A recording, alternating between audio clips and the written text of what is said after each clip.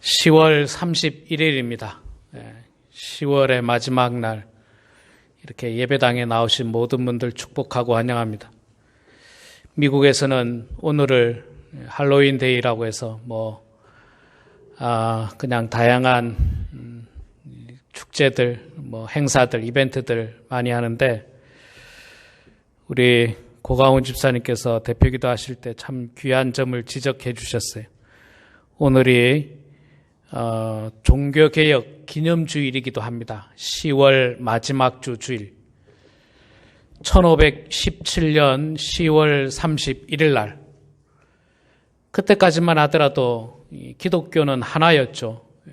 지금의 이제 기독교가 하나였죠. 하나였는데 당시 이 교황의 권력이 하나님의 말씀보다 높아지고 교황의 권력이 너무 높아져서 교회가 타락하고 부패하고 죄악된 길로 가는 것을 더 이상 보고만 있을 수 없다고 해서 마틴 루터를 중심으로 개혁자들이 우리가 초대교회로 돌아가야 한다. 우리가 이렇게 부패한 교회로 더 이상 있어서는 안 된다. 새롭게 개혁을 해 나가자라고 이야기를 하면서 1517년 10월 31일 날 독일의 비텐베르그 교회당 정문에다가 95개조 반박문을 써 붙입니다. 지금 교회가 잘못된 점들에 대해서 95개를 적어 놓고 여기에 대해서 토론하자고 이야기합니다. 토론하자고. 이 교회가 얼마나 잘못됐는가에 대해서 토론해보자 라고 하면서 종교개혁은 시작되었고 그 종교개혁의 불길이 결국에는 새로운 개신교, 개혁교회라고 하죠. 개신교회가 탄생하게 됐습니다. 우리 교회가 개신교고 개혁교회입니다. 우리 교회뿐만 아니라 모든 지금의 장로교, 침례교, 감리교, 성결교 등 대부분의 모든 교단들의 교회가 개혁교회고 여전히 이 전통을 고수했던 교회는 지금의 가톨릭 천주교회입니다. 천주교. 그래서 504주년을 맞이하는 종교개혁 기념주일이기도 합니다. 그러고 보면 우리의 생일이에요. 우리 교회 생일입니다. 교회 생일인데 적어도 우리 생일은 알고 있어야 되겠죠. 그리고 우리 교회가 개혁교회라는 사실, 또 우리 교회가 개신교회라는 사실은 우리가 분명히 알 수 있어야 될 것입니다. 1517년 당시 교회는 굉장히 많이 타락을 했습니다. 우리가 너무나도 잘 아는 내용 중에 하나는 면죄부 판매 같은 것들, 그리고 사제들의 어떤 성적인 범죄들, 그리고 사제들이 아이를 낳아가지고 또 그 아이가 사제를 하고 그 아이를 높은 자리에 올리기 위해서 이 성직 매매를 하고 이런 일들이 아주 그냥 난무했던 불행한 역사가 504년 전에 있었습니다. 그 일로 말미암아서 교회는 힘을 많이 잃게 됐죠. 그리고 교회가 그 당시에 참 해서는 안 되는 일들도 많이 했고 나쁜 짓들도 상당히 많이 하면서 사람들로부터 많은 지탄을 받기도 했습니다. 결국은 하나님의 심판에 의해서 교회가 갈라지고 깨어지는 모습을 보게 됩니다. 자, 오늘 우리가 보게 되는 이 남유다의 마지막 부분은 이 하나님의 그 징계로 말미암아서 이제 남유다가 점점 기울어갑니다. 제가 지지난주에 요시아 왕에 대해서 말씀을 전했습니다마는 요시아 왕 때부터 이미 남유다는요 국제 정세 가운데서 굉장히 위태로운 시대에 있었습니다. 우리 세계사에도 나오는데요. 아시리아 제국이 그때 굉장히 강력한 제국으로 있었고요. 강력한 제국으로 있었지만 하나님께서 남유다를 보호해 주셨습니다. 히스기야 왕 때문에, 요시아 왕 때문에 하나님께서 그 왕들의 이 훌륭한 신앙을 통해서 나라를 지켜줬는데 그러나 국제 정세로는 굉장히 이 아시리아가 강력해서 남유다는 조그만한 나라고 아시리아는 제국이었어요. 그리고 요시야 왕 때도 역시 마찬가지로 이제 이때는 어떤 일이 벌어지느냐면 아시리아가 점점 약해지고 바벨론이 굉장히 강력해지기 시작하는 그 시대 때입니다. 그리고 남쪽으로는 애굽이 여전히 강력한 제국으로 이렇게 남아있던, 그러니까 뭐 남쪽에는 큰 나라 애굽이 그 자리하고 있죠. 북쪽으로는 아시리아가 있었죠. 아수르, 성경의 아수르. 그 다음에 바벨론이 있었죠. 뭐 이러니까 남유다는 거기에 비하면 정말 조그마한 나라예요. 정말 작은 나라예요. 이미 북쪽도 다 망해버려가지고 정말 작은 나라예요. 아주 작은 나라. 뭐 리버사이드 카운티보다도 작을걸요? 리버사이드 카운티보다 작죠. 굉장히 작은 나라예요. 그러니 뭐 풍전등화와 같죠. 바람 앞에 그 등불 같은 그런 상황이었습니다. 그런데도 하나님께서는 요시야 왕이 있을 때 35년 동안 지켜주셨어요. 그 어려움 속에서도, 그 위태로움 속에서도 하나님께서 그 나라를 지켜주셨는데 그 이유는 요시야 왕의 신앙 때문입니다. 그의 신실한 믿음과 또 그가 정말 하나님을 의지하는 그 마음 때문에 지켜주셨지만, 그러나 이제 그 아들 때에 와서는 이제 나라가 뭐 급격하게 무너지기 시작합니다.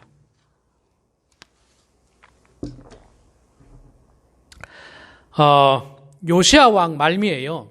요시야 왕 말미에 애굽의 바로느고라고 하는 왕이 이 아수르를 공격하려고 올라갑니다. 남쪽에서 북쪽으로 올라가는데 이건 하나님의 명령이었어요. 성경에 나오는 내용입니다. 하나님께서 아수르가 너무 죄악을 많이 저질러서 아수르를 멸하려고 애굽의 바로느고 왕에게 가서 공격하라고 명령을 합니다. 그래서 바로느고가 아수르를 치려고 북쪽으로 올라가는데 남유다를 지나게 돼 있어요. 그런데 남유다의 요시야 왕이 못 가게 막았습니다. 우리 땅을 침범할 수 없다. 그런데 야, 이거 하나님의 말씀이야. 그런데도 요시야 왕이 듣지 않죠. 그래서 무깃도에서 전투를 하게 됩니다. 이 애굽과 남유다가 전투를 하는데 그 무깃도에서 전투를 하다가 요시야 왕이 거기서 전사를 하죠. 변장하고 나갔다가 화살 맞아서 죽습니다.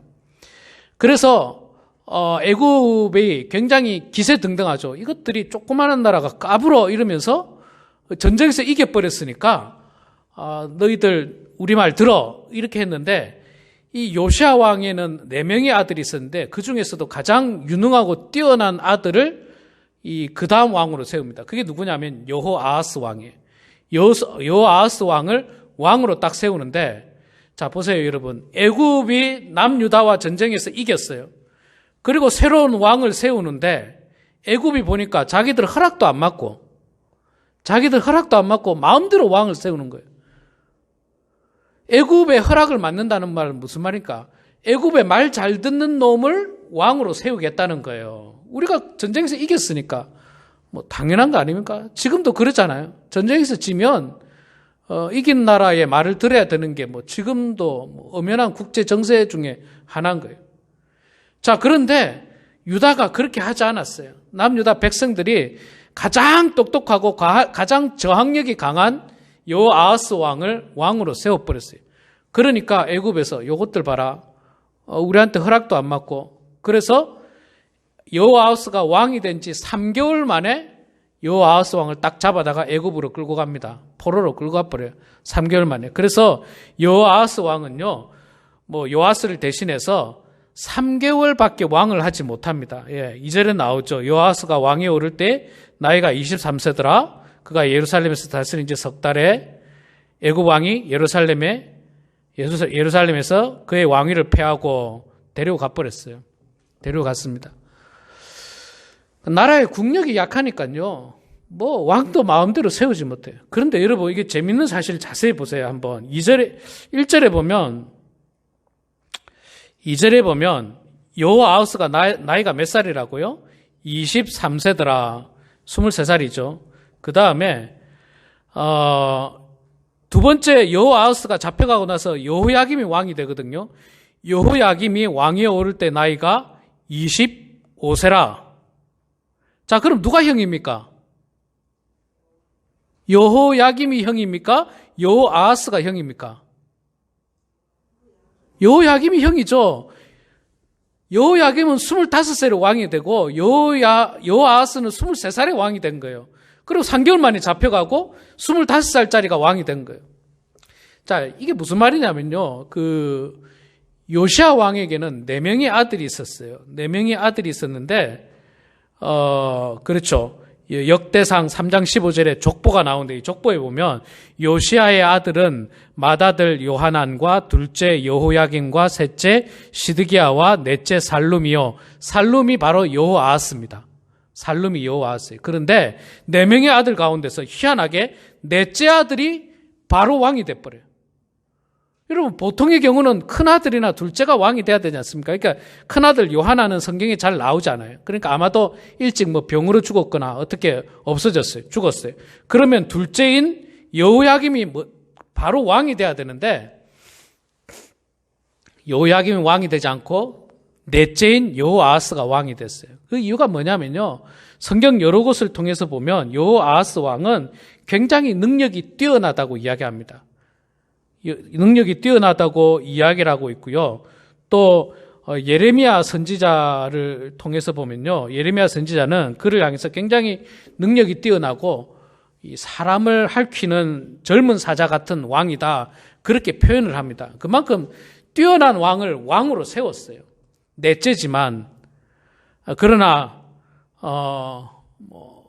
이 여호아하스 왕은 하나님 보시기에 악을 행했다라고 열왕기서에 이야기를 하면서 결국 3개월 만에 그는 애굽에 의해서 잡혀갑니다. 애굽에 의해서 잡혀가고 그 다음 왕이 바로 그의 형 여호야김, 원래 이름은 엘리야김이죠. 4절에 나오죠. 애굽 왕 느고가 또 그의 형제 엘리야김을 세워 예루살렘 왕으로 삼고 그의 이름을 고쳐 여호야김이라 했다. 자, 애굽 왕이 자기들 마음대로 왕을 세우니까 그놈을 잡아버리고 자기들 말 잘 듣는 엘리야김, 새로운 이름은 여호야김을 왕으로 세웠습니다. 자, 이제 여호야김은요, 남쪽에 이 애굽이라는 나라가 있어요. 그리고 북쪽에는 이 약해가 있었고 점점 강해져가는 바벨론이 있었어요. 그런데 이 여호야김은 누구에 의해서 왕이 됐다고요? 애굽 왕에 의해서 왕이 됐어요. 애굽 왕에 의해서 왕이 되니까 애굽의 말을 안 따르기가 어려워요. 그러니까 쉽게 말하면요, 여러분, 쉽게 말하면 강대국이 이렇게 했어요. 밑에 애굽, 위에 아수르, 옆에 전통의 아수르, 그 다음에 신흥강국 바벨론. 이 세 나라 중에 한 나라하고 한 개의 나라하고 적당히 좋은 관계를 맺어야 돼요. 그러니까 세상적으로 말하면 줄을 잡아요. 줄을 대야 돼요. 줄을 대야 됩니다. 줄을 대야 되는데 이 여호야김 왕은 어디에다 줄을 댔느냐면 애굽에다 줄을 댔어요. 왜냐하면 애굽은 옛날부터 강대국이었고, 그리고 아수르는 쓰러져가는 지금 나라고, 바벨론은 아직은 들어보지 못한 신흥 강국이고, 그래서 인간적으로 하나님을 의지하지 않고 애굽을 의지하고 애굽의 줄을 딱 댔습니다. 그런데 어떤 일이 벌어지느냐 하면 바벨론이 아수르를 침공해버리고 그 다음에 얼마 안 있다가 바로 바벨론이 애굽까지 점령해버립니다. 그러니까 세상적으로 보면 줄을 잘못된 거죠. 완전히 줄을 잘못된 거예요.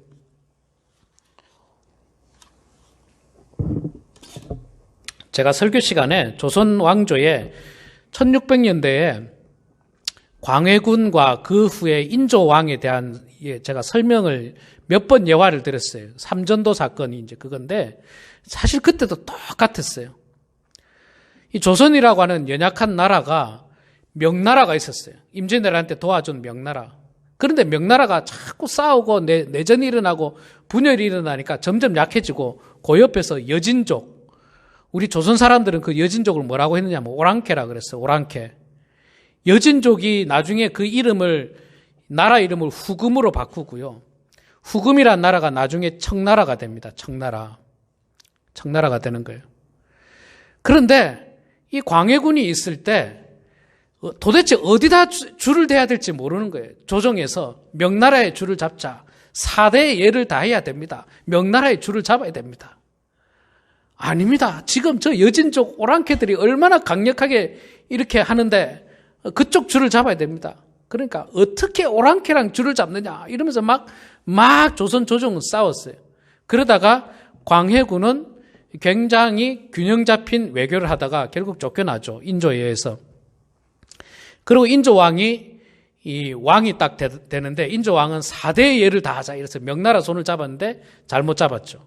명나라가 결국 쓰러져 가고 이 후금이 굉장히 강력해지고 이 누굽니까? 홍타이즈 칸이라고 하는 홍타이즈가 기마병을 이끌고 뭐 쫓아오지 않습니까? 그래서 이 인조가 강화도로 도망가고 남한산성까지 도망가서 남한산성에서 이렇게 버티고 있다가 결국에는 항복하고 나와가지고 홍타이즈 칸에게 가서 머리를 땅에 9번 쥐어 박으면서 피 터지면서 이 절을 했던 우리나라 역사상 우리나라가 그렇게 전쟁을 많이 해도 있잖아요. 나라의 임금이 다른 나라 왕에게 그렇게 머리가 터지도록 절을 한 적이 그때가 처음입니다.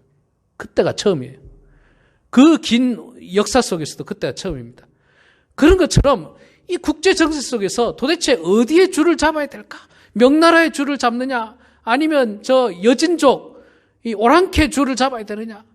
지금 이 여호야김 왕은 애굽의 줄을 잡아야 되느냐? 아니면 아수르의 줄을 잡아야 되느냐? 아니면 바벨론의 줄을 잡아야 되느냐? 바벨론은 줄을 잡을 것도 없었어요. 왜냐하면 신흥 강국이었기 때문에. 그때 예레미야 선지자를 비롯한 많은 하나님의 선지자들이 뭐라 하냐면 애굽의 줄을 잡으면 안 된다. 애굽은 상한 갈대야, 상한 갈대. 아무것도 상한 갈대 지팡이. 그걸 상한 갈대 지팡이가 됩니까? 그게 짚어집니까? 다 부러지고 말지. 손에 가시나 찔리고 말지. 잡지 말라고 했어요. 잡지 말라고 했어요. 아수르도 아니고 다 아니라는 거예요. 오직 하나님만 붙잡아라. 하나님의 줄을 붙잡아라. 하나님의 줄을. 예. 그런데 여호야김 왕이 하나님의 줄을 붙잡지 않습니다. 하나님의 줄을 붙잡지 않고 애굽의 줄을 붙잡아요. 그러나 즉위한 지 3년 만에 애굽이 박살납니다. 바벨론에 의해서. 그 박살나기 전에 예레미야 선지자가 정말 열심히 선포했어요. 하나님께서 예레미야 선지자에게 예레미야야, 너 내가 지금부터 하는 말을 적어라. 적어서 그 두루마리에 적어가지고 그 두루마리를 갖다가 여호야김 왕에게 보여줘라. 이것 제가 몇 주 전에 성경 보기에 제가 문제도 냈던 내용입니다. 가서 보여줘라. 그래서 예레미야가 두루마리에 성경책을 하나님 말씀을 적어서 왕에게 가져갑니다. 그 여호야김 왕이 어떻게 하는지 아십니까? 찢어가지고 불에 태워버립니다. 찢어서 불에 태워버려요. 듣기 싫다는 거예요.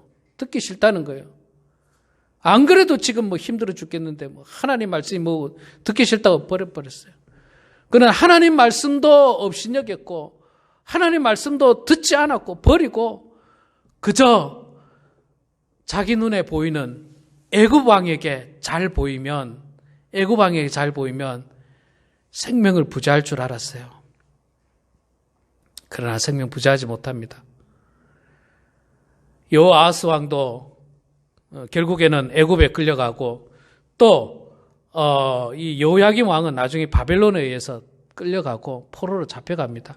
그리고 마지막 아주 비참한 그런 어떤 최후를 맞이하게 되는데 그 예레미야에서 보면 그 여호야김 왕에 대해서 뭐라고 표현하느냐면 이런 표현이 있습니다. 그러나 내 두 눈과 마음은 탐욕과 무죄한 피를 흘림과 압박과 포악을 행하려 할 뿐이니라. 그러므로 여호와께서 유다 왕 요시야의 아들 여호야김에 대하여 이와 같이 말씀하시니라. 무리가 그를 위하여 슬프다 내 형제여 슬프다 내 자매여 하며 통곡하지 아니할 것이며 그를 위하여 슬프다 주여 슬프다 그 영광이여 하며 통곡하지도 아니할 것이라. 그가 끌려 예루살렘 문 밖에 던져지고 나귀같이 매장함을 당하리라. 하나님 말씀도 찢어버리고 하나님 말씀도 안 듣던 그 여호야김에 대해서 하나님께서는 선포하시기를 네가 죽어도 아무도 너에 대해서 슬퍼하는 사람이 없다. 아무도 너에 대해서 곡할 사람이 없다. 한마디로 말해서 너는 잘 죽었다고 이야기할 거다. 그리고 너는 결국은 예루살렘 문 밖에 던져져서 나귀같이 매장당하리라. 여러분, 나귀같이 매장당하는 건 무슨 표현입니까? 동물처럼 취급당한다. 동물. 옛날에는 동물이 죽으면요, 그냥 땅에 묻지 않고 땅에 그냥 버려둬요. 버려두면 어떻게 하느냐면 독수리나 새들이 와서 그 살을, 썩은 살을 뜯어먹죠.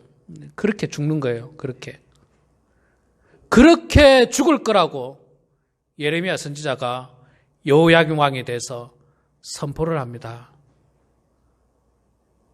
그렇게 비참하게 죽을 거라고 그 이야기를 하고, 결국 여호야김은 11년밖에 왕을 하지 못하고 나라는 점점 기울어가죠. 그리고 그 다음에 여호야김 왕의 아들 여호야긴이 왕이 되고, 다시 3개월 만에 요시야 왕의 아들, 여호야김의 형제였던 시드기야가 왕이 되고, 그리고 시드기야 때에 결국 남유다는 멸망을 당하고 마는 것입니다. 여러분, 요시야 왕은요, 끝까지 하나님을 의지하면서 하나님 줄을 잡으면서 기도하면서 하나님 앞에 도와달라니까 하나님께서 지켜주셨어요. 그러나 그의 아들들은 하나님의 줄을 잡지 않았어요. 애굽의 줄을 잡고, 다른 나라의 줄을 잡고, 자기 능력의 줄을 잡고, 자기 어떤 경험의 줄을 잡고, 그거 가지고 하려고 했지만 전혀 이루어지지 못하고 그들은 다 실패하고 맙니다. 그리고 그 강력한 이 역사의 역사의 어떤 태풍 속에서 그들은 견뎌내지 못하고 결국은 점점 이 나라가 멸망의 길로 들어가는 것을 보게 되는 것입니다. 여러분, 우리가 살고 있는 이 세상은요, 저는 정말 우리 기독교인들이 하나님 앞에서 온전하게 살아나가기가 결코 쉽지 않은 세상이라고 저는 생각을 합니다. 끊임없이 우리를 공격하는 이 사탄의 세력이 우리를 공격하고, 또 물질 만능주의, 세속주의, 이기주의, 이런 것들이 하나님을 의지하고 하나님을 믿는 우리들을 공격하고 있습니다. 하나님 믿지 말라고 이야기합니다. 세상의 줄을 대라고 이야기합니다. 돈을 붙잡으라고 이야기합니다. 너의 건강을 붙잡으라고 이야기합니다. 사람을 의지하라고 이야기합니다. 다른 우상을 의지하라고 이야기합니다. 그러나 여러분, 그것은 아무런 능력이 없습니다. 아무런 힘이 없습니다. 우리는 끝까지 하나님에게 줄을 대야 되고, 하나님을 의지해야 되고, 하나님을 붙들면서 이 마지막을 살아가야 합니다. 세상의 줄은 언젠가는 끊어지겠지만 하나님의 줄은 절대로 끊어지지 않습니다. 하나님께서는 우리의 손을 결코 놓지 않습니다.